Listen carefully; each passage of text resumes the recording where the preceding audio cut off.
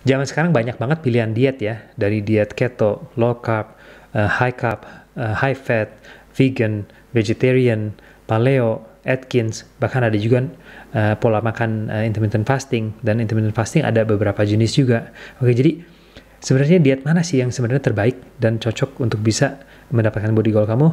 Mari kita bahas.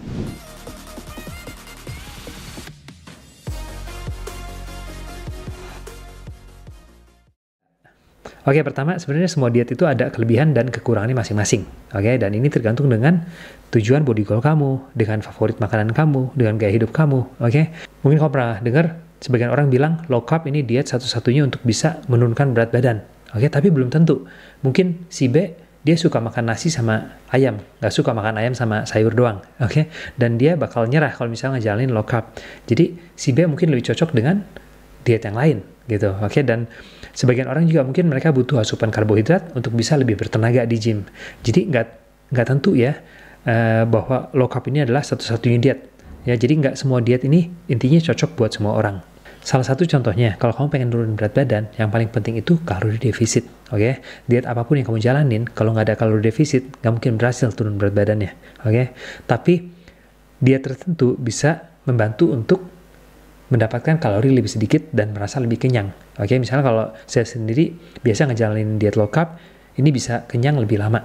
Oke, dibanding misalnya kalau saya makan high carb. Oke, jadi kalau saya lagi cutting, biasa ngejalanin diet keto atau low carb. Tapi kalau misalnya lagi bulking, saya ngejalanin diet high carb. Ya, jadi karbohidratnya cukup.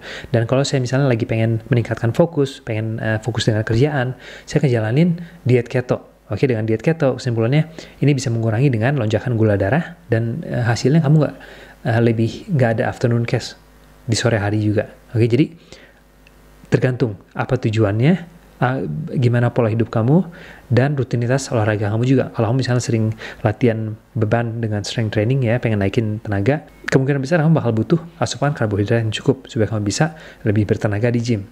Dan pola makan sehat juga bakal berbeda-beda. Sebagian orang punya alergi dengan makanan tertentu dan mereka harus hindari, dan sebagian orang mungkin ini makanan favorit mereka. Jadi nggak ada juga salah satu makanan yang misalnya harus untuk menurunkan berat badan. Oke, bakal beda-beda makanannya, bakal beda-beda dietnya untuk tiap masing-masing. Nah, makanya saran saya, solusinya gimana? Sebaiknya kamu cobain satu-satu diet yang berbeda ya, dan cari diet yang cocok yang bisa kamu jalanin untuk jangka panjangnya. Oke, karena kunci kesuksesan untuk diet yaitu kalau kamu bisa ngejalanin diet untuk jangka panjang, bukan hanya untuk seminggu doang misalnya. Dan sesuai dengan gaya hidup dan makanan favorit kamu juga, kamu bisa tentuin juga diet apa dan makanan apa yang bakal cocok buat kamu gitu. Oke, segitu ya untuk kali ini. Semoga videonya ngebantu. Dan kalau kamu pengen belajar lebih banyak tentang nutrisi, kamu bisa cek websitenya indofitnessfamily.com. Ya, di sana kamu bisa ikutan kelas online ataupun one-on-one coaching gitu. Oke, sekali lagi makasih udah mampir dan sampai lain kali.